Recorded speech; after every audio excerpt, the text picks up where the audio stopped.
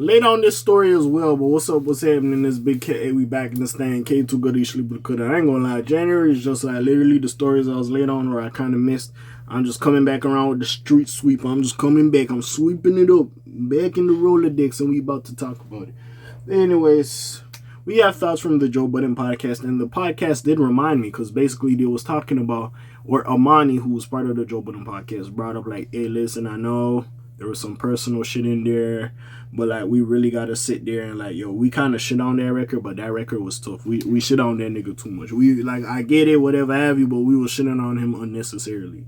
But anyways, the Joe Budden podcast thinks Drake's Family Matters would have ended any other battle, which yeah, honestly, it would have. I still bum that shit. That's a good ass song. I don't give a fuck what no nigga say. That shit was good. I ain't gonna lie. But anyways, of course, Kendrick Lamar's Meet the Grams changed this impact and then Not Like Us the day after. But anyways, the Joe Budden podcast often has pretty hot takes about Drake, given its titular host, but no one can say that they don't give due credit. Albeit a little late in some fans' eyes, moreover, the cohort was discussing the Lil Wayne and Kendrick Lamar Super Bowl situation during the recent episode, or not recent episode, like a couple episodes back. Anyways, they eventually circled around about how Drizzy might have had some more shots in the tank had Kendrick Lamar not won the battle. Budden even asserted that Family Matters ends the rest of y'all in a rap beef, referring to other MCs. While he thought the Kendrick diss track was hard on impact, that's even more clear in hindsight. Still, it doesn't change the notion that Kendrick Lamar's Meet the Grams and Not Like Us completely knocked the wind out of Drake's Family Matters.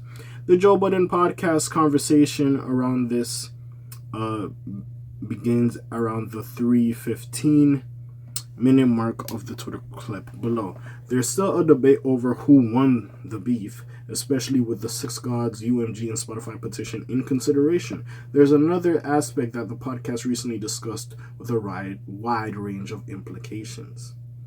What's more is that pretty much everything that Kendrick Lamar and Drake do will have folks reaching for disses and looking back on how the battle is. Nigga, we seen Drake recently drop this Fighting Irish freestyle. I think Spotify took it down for whatever reason, or UMG, whoever the fuck it was. But basically, he recently dropped that, and motherfuckers were picking it apart. Don't get me sorry, nigga cooking some bullshit in my house. Don't get me wrong. Even though I was picking it apart as well, I was. But like, yeah, the nigga was dissing some niggas. But yeah, every song, if we hear Drake kind of like slick talking or doing his little subliminal shit, even with Kendrick, slick talking, subliminal shit, we're going to try to put it together is, oh, is he dissing Drake? Oh, this and that, that and this. Because, well, first of all, the only thing with them two is they've been sneak dissing each other all this time. It's just, they just went a little bit more direct. So you think even though after this little, like, proper diss battle, these niggas still gonna be a little bit direct. But anyways. A perfect recent example is the Compton's lyricist feature on SZA's SOS Deluxe Lana. Specifically on the track 30 for 30, a lot of fans drew connections between some of his bars on the record and potential references to the Six God Mobile, or the OVO Mogul, sorry. It's not clear cut enough to make heads or tails of it. After all, so many bars on there could be interpreted in so many different ways that the sole conclusion feels limited. Meanwhile, in more Drake music coming, we're sure that this practice will continue for the rest of his and Kendrick's careers. Their new moves provide more context and retrospective knowledge regarding their diss tracks. So re-evaluations and less reactionary assessments will unsurprisingly follow suit, but nothing will change the impact of when Family Matters and Meet the Grams dropped within, like, what was it, like 30 minutes of each other? Something crazy like that. But yeah. Yeah, like I said, we just gonna be talking about these niggas till Super Bowl, bro. Like, we just gonna be talking about these niggas till Super Bowl. It is what it is at the end of the day. I can't be like mad about it.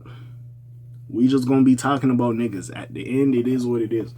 We have two big superstars, global phenomenons, if you will, that had a battle against each other in 2024. And it's still not over till the Super Bowl. Now, some of it is Drake's corniness. Like, his little, like, oh, I'm doing the tour the day of the Super Bowl in fucking Australia, the Anita Max tour. And yada, yada, yada. All this and that. Like, it makes him look away. Him doing some of his bullshit doesn't help. But, like, it's just one of those situations you just have to sit there and just like, man, I don't even know what to say anymore. But, yeah, it's one of those cases. Like, again, hopefully we do get to the point where we just stop talking about this. Like I said, I surmise after the Super Bowl, after everything, hopefully. Are they still going to sneak diss each other? Yes.